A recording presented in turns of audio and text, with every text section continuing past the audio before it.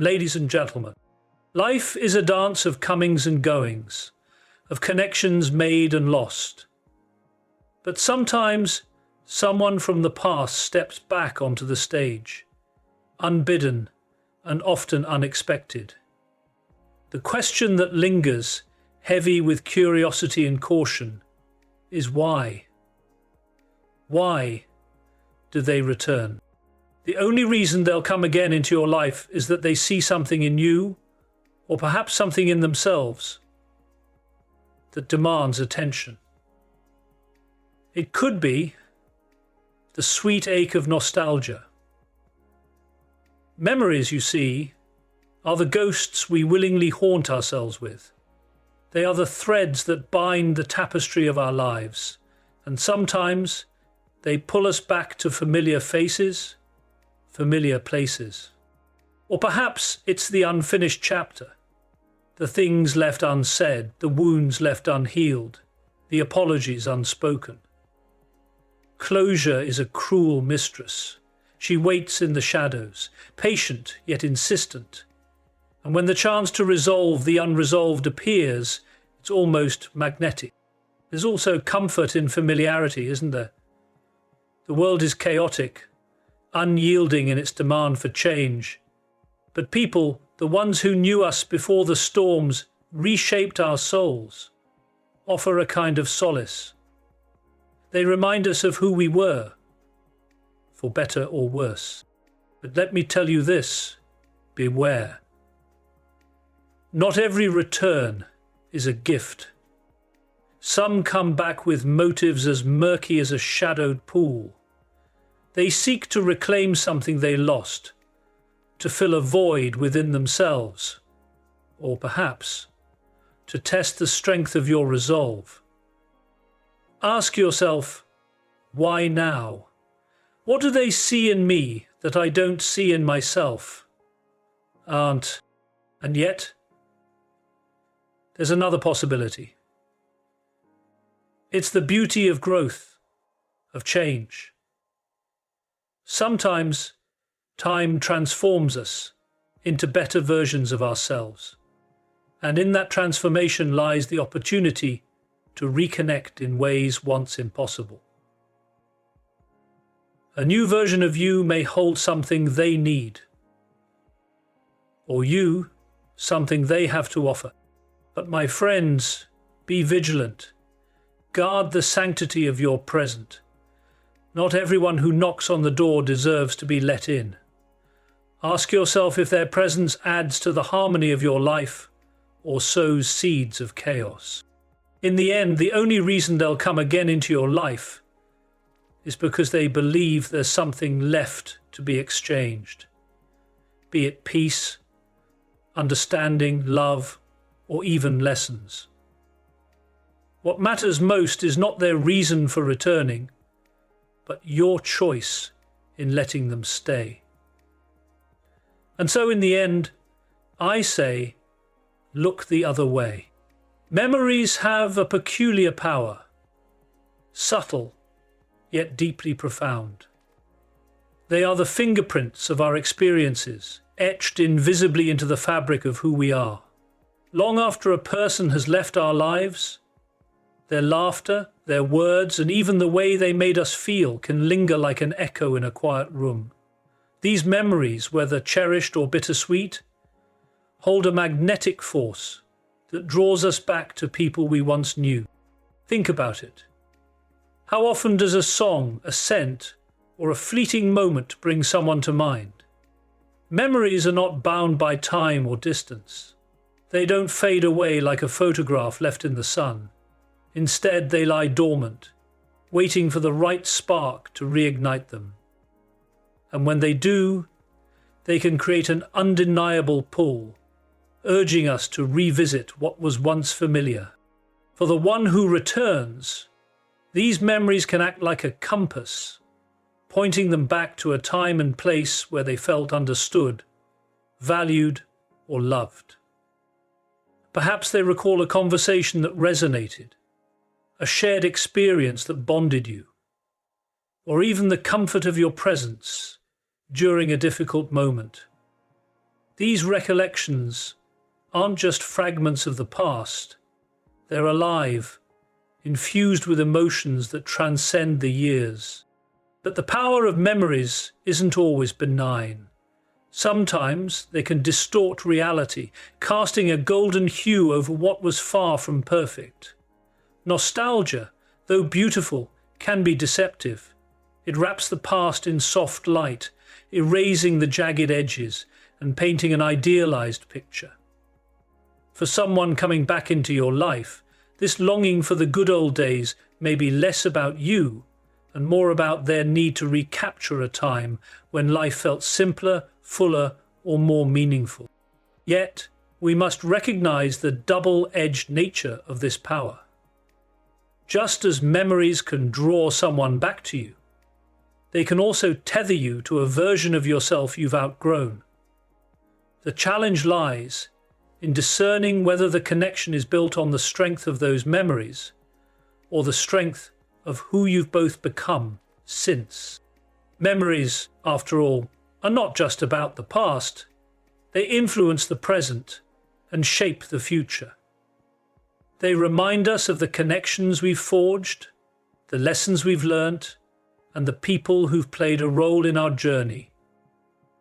When someone comes back into your life, it's often because those memories still carry weight. But whether their return is a blessing or a burden depends on what you choose to do with that shared history.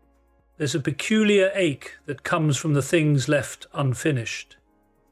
The unspoken words, the unexplained departures, the moments that ended without resolution. Unresolved closure is a wound that time often fails to heal, because it doesn't seek merely the passing of days. It demands acknowledgement, understanding, and sometimes even confrontation. When someone reappears in your life, it is often because this ache, this sense of incompletion, has grown too heavy to bear in silence. For some, the return is driven by guilt, a quiet, gnawing sense that they owe you an explanation, an apology, or perhaps an admission of truth. They may have walked away abruptly, leaving behind questions that hung in the air like shadows. The weight of that unfinished story becomes a burden they can no longer ignore, and they come back seeking to rewrite the ending, or at least to give it a sense of finality. Others are drawn by their own need for understanding. Time may have offered them perspective, but it hasn't answered the questions that keep them awake at night. Why did things happen the way they did? What could they have done differently? Were they the villain in the story, or simply a victim of circumstance? These questions linger unresolved, and in seeking you out, they hope to find clarity, not just about the past, but about themselves. And resolved closure isn't always about conflict. Sometimes it's about love or friendship that ended too soon, not because it failed, but because life got in the way. Circumstances may have torn you apart, a move, a misunderstanding, or the inevitable drift that comes with time. The return of someone from your past can be their way of saying, I still think about what we had, and I wonder if it's too late to reclaim it. Yet, there's a risk in reopening old wounds. Not every attempt at closure brings peace. Sometimes the answers we seek are painful. The truths we uncover only deepen the scars. And sometimes, closure isn't about finding resolution with the other person. It's about finding it within ourselves. The act of someone coming back into your life might offer a moment of reckoning, a chance to face the past with courage and honesty. But here's the irony. True closure is rarely about the other person. It's about you. It's about deciding whether their return helps you heal or merely stirs the waters of old pain. When someone seeks closure, they're often searching for permission to move on, a way to lay the past to rest. And whether or not you grant that permission, the choice remains yours. Yours to forgive, to let go, or to simply walk away. In the end, unresolved closure isn't a debt that must be paid, but an opportunity. A chance to rewrite the narrative, to make peace with what was, and to decide what will be. When someone comes back seeking that closure, it's not just about them. It's about you and the power you hold to shape the story from this moment forward. There's an undeniable magnetism in the familiar, a quiet allure that beckons us toward what once was. Life, with all its uncertainties and upheavals, often feels like a relentless storm, leaving us searching for an anchor, something solid to hold on to. Familiarity provides that anchor, a sense of safety, a reminder of simpler times, and a connection to a version of ourselves we may have forgotten. When someone returns to your life, it's often because they are drawn to this sense of familiarity. They remember the ease of your conversations, the shared laughter, the way being around you felt like slipping into a pair of well-worn shoes. It's not just about who you were to them, it's about who they were when they were with you. There's comfort in that recognition, a sense that they don't have to explain themselves or prove their worth, because with you, they were already understood. This pull of familiarity is more than just a longing for the past. It's a reflection of the human need for connection. In a world that constantly demands reinvention, returning to someone who knows your history feels like coming home. They know your stories, your struggles, and your triumphs. They've witnessed your journey, and their presence serves as a reminder that you're not as alone as the world might make you feel. For the one who returns, familiarity also offers a reprieve from the unknown. Life's new relationships and experiences can be challenging, filled with uncertainty and the potential for rejection. But with someone familiar, there's a sense of predictability, a belief that even if time has passed, the bond you once shared can still be rekindled. It's not about picking up where you left off. It's about finding a piece of stability in a life that's constantly shifting. However, the pull of familiarity is not without its complexities. Sometimes it blinds us to the reality of who we've become. It tempts us to romanticize the past, to forget the reasons why things changed in the first place. The danger lies in mistaking comfort for compatibility, in thinking that just because something feels familiar, it's what we need.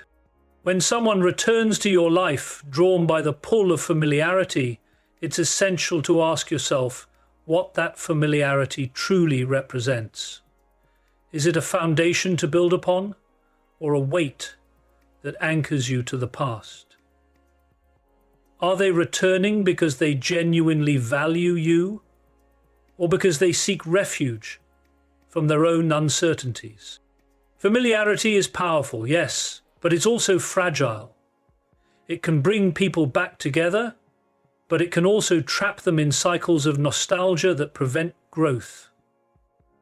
The key lies in recognizing its pull, understanding its role, and deciding whether it serves your present or holds you back. When someone returns, guided by the pull of familiarity, it's not just a chance to reconnect. It's an opportunity to reflect on who you were, who you are, and whether this familiar bond has a place in the future you're building. Personal growth and change are the silent forces that shape our lives, often unnoticed until we pause to reflect, or until someone from our past steps back into our present. When someone re-enters your life, it's often because they sense, whether consciously or not, that the person you've become might hold something new for them, just as they might for you. Time doesn't stand still for anyone, and the evolution of character, perspective, and understanding can turn even the most familiar connections into uncharted territory. There are times when existing as a fallen self puts the pressure on to develop. Growth transforms us in ways that are both subtle and profound. The lessons learned from hardships, the insights gained from triumph, and the self-awareness cultivated through reflection all combine to create a version of you that didn't exist when that person was last in your life. Perhaps they see in you a strength or confidence that was once absent. Perhaps they recognize a kindness or wisdom that has deepened over time. Growth changes the dynamic. It introduces a sense of possibility, a chance to relate in ways that were once unimaginable. But growth isn't one-sided. The person returning to your life has likely undergone their own transformations. They may have faced challenges that humbled them, achieved goals that expanded their horizons, or endured losses that reshaped their priorities. Time has a way of polishing the rough edges of our experiences, and when two people reconnect after a period of growth, it's as if they're meeting anew, with the potential for a deeper, more authentic bond. Sometimes personal growth acts as a mirror. When someone comes back, it's not always because of who you are now, but because of who they've become and who they see themselves as in relation to you. They might seek closure for mistakes they've made, or offer gratitude they were once too proud to express. In their growth, they may realize the value of a connection they once took for granted, and their return becomes a way of honoring that realization. Yet, not all growth is harmonious. Sometimes people change in directions that diverge rather than converge. When someone comes back, it's important to recognize that while growth can build bridges, it can also reveal gaps. The question then becomes whether the person they are now and the person you've become can coexist in a way that enhances your lives, or whether the paths you're on are simply too different to align. Reconnection after personal growth can also challenge us to reflect on our own journeys. Seeing someone again, especially someone tied to pivotal moments in our past, can illuminate how far we've come or how far we still need to go. Their return can act as a catalyst, prompting us to evaluate our values, our choices, and the relationships that truly matter. In the end, personal growth and change are what make life dynamic and relationships ever evolving. When someone returns, it's not just a chance to revisit the past. It's an opportunity to explore the present with new eyes. Their presence may reveal the potential for renewed connection, or it may serve as a reminder of how much you've outgrown. Either way, growth ensures that no encounter is ever quite the same, and in that lies the beauty of rediscovery. When someone comes back into your life, there's often an undercurrent, an unspoken reason that lingers just beneath the surface of their actions. They may smile, offer warm words, and speak of nostalgia, but beneath it all, there might be a hidden agenda. People rarely return without reason. The challenge lies in discerning what that reason truly is. My desperation is to find out the reason for my husband's death. A hidden agenda doesn't necessarily stem from malice. Sometimes it's born from need, a desire for something they believe you can provide. Perhaps it's the stability you exude, the wisdom you've gained, or the opportunities you now hold. They might not even fully recognize it themselves, but their return could be fueled by a subconscious pursuit of validation, comfort, or support. Leveling these labels upon you. For others, the agenda may be more deliberate. They might seek to reclaim something they feel they've lost. A sense of belonging, a second chance, or even a chance to rewrite the narrative of their relationship with you. Their intentions may be shrouded in ambiguity, wrapped in kind words and familiar gestures, But the question you must ask yourself is this: what do they really want? At times, their return may be driven by guilt or regret.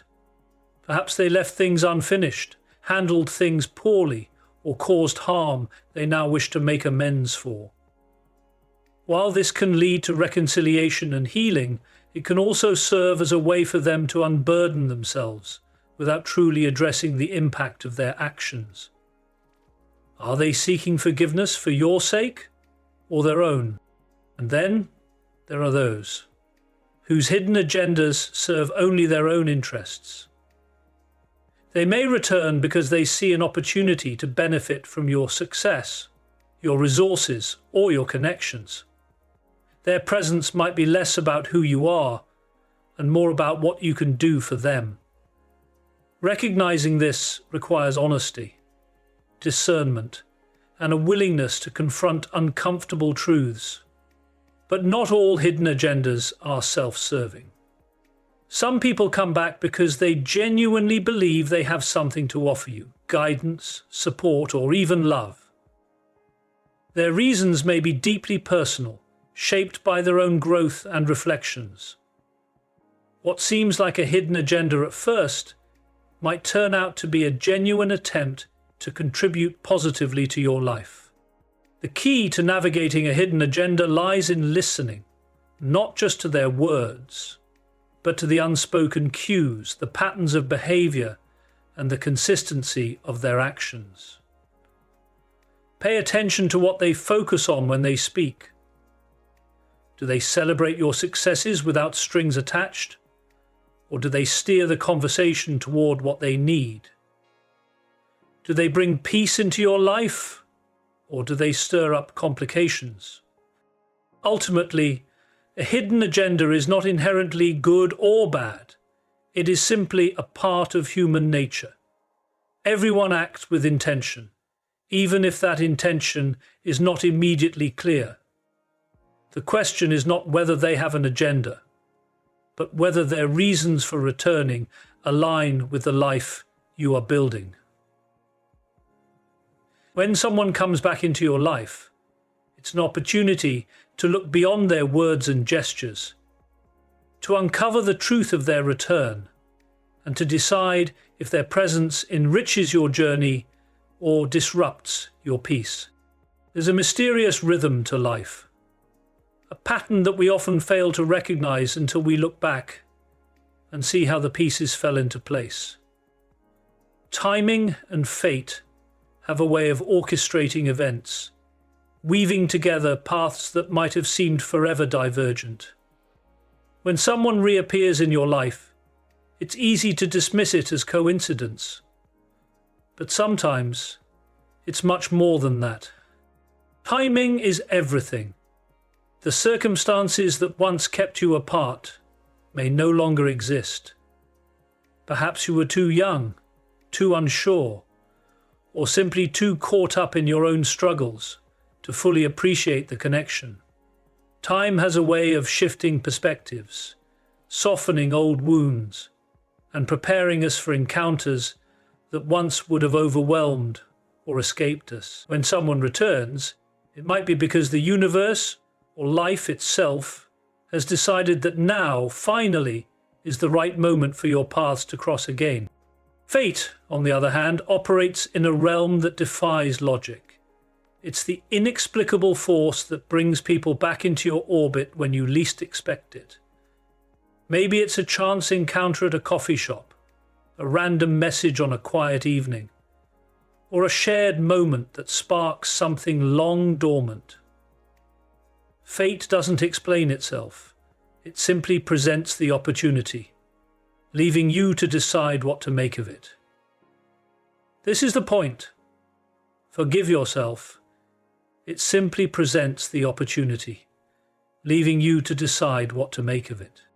Together, timing and fate often create a sense of inevitability, as if the return of this person was written into the fabric of your story all along. Perhaps they've come back because you're now ready to hear what they have to say, or because they're finally capable of giving you what they couldn't before. Perhaps the lessons you've both learned separately can now converge in a way that's meaningful and transformative. But timing and fate are not guarantees of success. Just because someone has returned doesn't mean the connection will flourish. Timing may be right, but the people involved must also be willing to embrace the opportunity and nurture it. Fate may bring someone into your life, but it's your choices that determine whether they stay and how they fit into your journey. There's also a humbling aspect to timing and fate, a reminder that much of life is beyond our control. When someone reappears, it challenges us to reflect on how we've changed, what we've learned, and whether we're open to the possibilities their return might bring. It's a call to stay present, to evaluate the situation not with fear or suspicion, but with curiosity and wisdom. Sometimes the return of someone from the past isn't about rekindling a connection, but about closure or growth. It could be fate's way of offering you a second chance, not necessarily with them, but within yourself. A chance to forgive, to heal, or to simply acknowledge how far you've come since they were last in your life. Anyway, timing and fate work hand in hand, nudging us toward moments of significance. When someone re-enters your life, it's not an accident. It's a moment to pause, to consider the path you've walked and the one that lies ahead, and whether their presence becomes a blessing or a lesson. It's a reminder that life's most profound connections are often as unpredictable as they are inevitable. When someone comes back into your life, it's rarely without purpose. Often, their return carries the weight of lessons yet to be taught or learned. Relationships, no matter how fleeting or enduring, have a way of shaping us. And sometimes the lessons they offer remain incomplete until time and experience bring clarity. Their reappearance can be a second chance to uncover what was left unsaid, undone, or misunderstood. A moment for growth, reflection, and transformation. Sometimes the lesson is theirs to teach.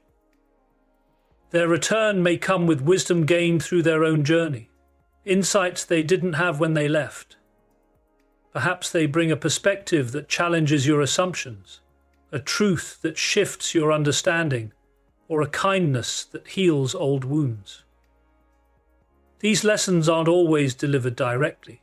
They can be subtle, revealed in how they've changed, how they now choose to act, or even in how they approach you with humility or courage. Other times, the lesson is yours to impart. They may come back seeking guidance, closure, or clarity that only you can provide. Perhaps they carry regrets or unanswered questions that you hold the key to resolving. Your words, your actions, or even your silence can teach them something about forgiveness, boundaries, or the strength that comes from letting go. In these moments, the choice to be compassionate, honest, or firm is as much about their growth as it is about your own integrity. The most profound lessons are often mutual. Their return can act as a mirror, reflecting aspects of yourself you may not have fully acknowledged. It might reveal where you've grown wiser, or where you still need to. You may find yourself challenged to revisit old emotions, confront buried truths, or even reimagine what you once believed about them, or about yourself. These shared lessons, though not always easy, hold the potential to deepen understanding and foster lasting change. Not every lesson is comfortable or welcome. Sometimes their return serves as a reminder of past mistakes, unresolved pain, or patterns you've worked hard to break. The lesson may be in recognizing the need to protect your peace or reaffirm your boundaries. It might involve learning to say no, to stand firm in who you've become, or to trust your instincts when something feels off. At other times, their reappearance is a chance to revisit the lessons they've already taught you.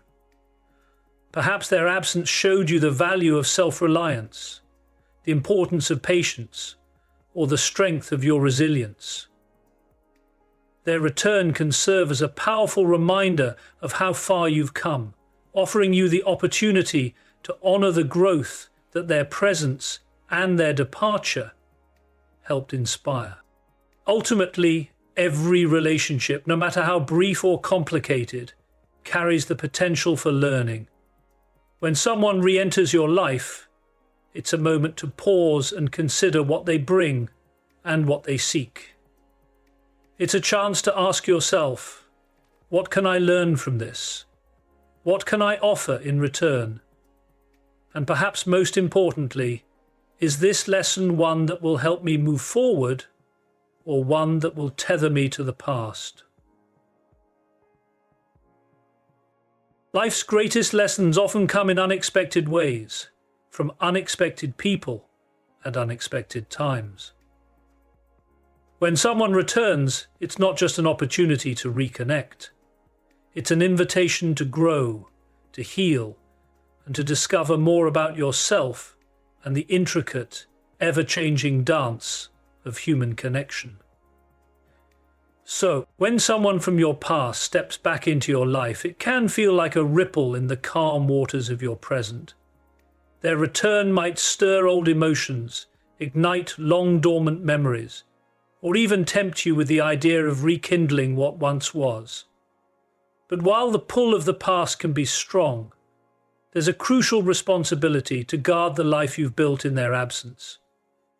Your present, your peace, your progress, your sense of self deserves to be protected.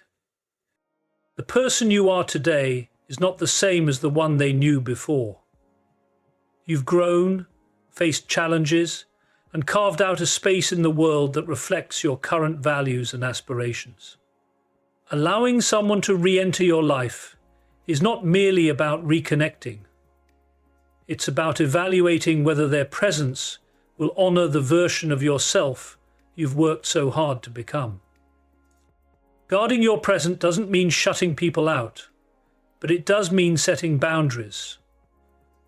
Not everyone who returns has the right intentions, and not every connection is meant to be revisited. Some people may come back because they see the light in you, while others may be drawn by their own unresolved needs.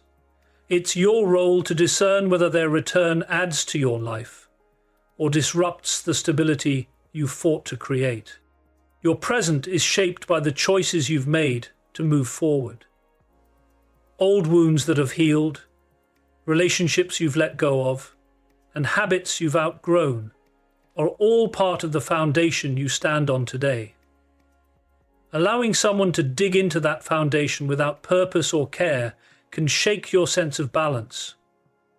Protecting your present means understanding what's worth revisiting and what's better left behind. There's also a quiet strength in guarding your time and energy.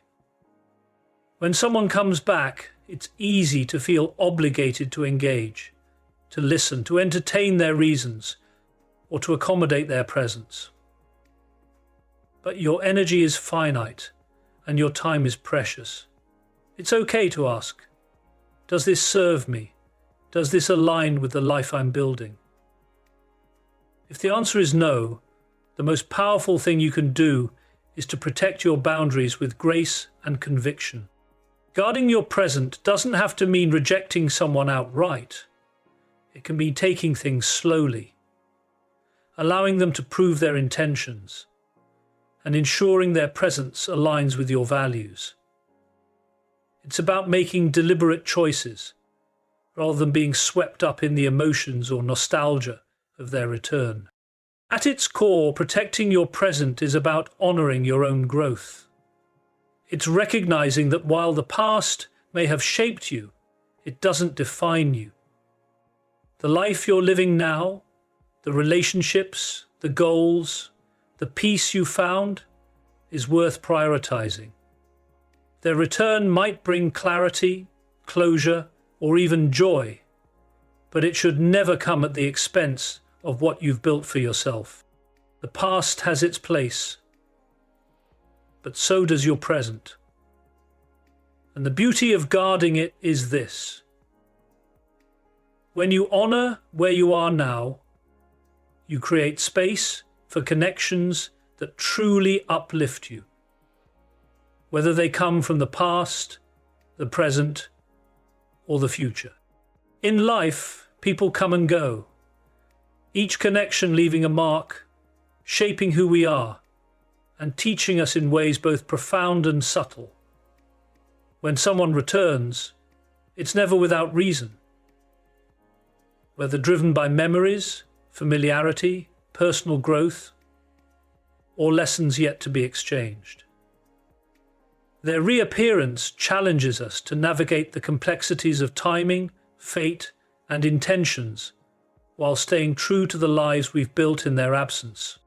But above all, their return is an opportunity, a chance to reflect on the past, cherish the present, and decide how or if they fit into the future. It's not merely about reconnecting. It's about understanding the role they now play in the ever-evolving story of your life. Whether they come back as a blessing, a lesson, or a fleeting moment of clarity, the decision is ultimately yours. Embrace the wisdom gained, protect the peace you've cultivated, and move forward with purpose. Because the most important connection you have is the one with yourself. And it is that connection that will guide you in welcoming or releasing those who seek to rejoin your journey.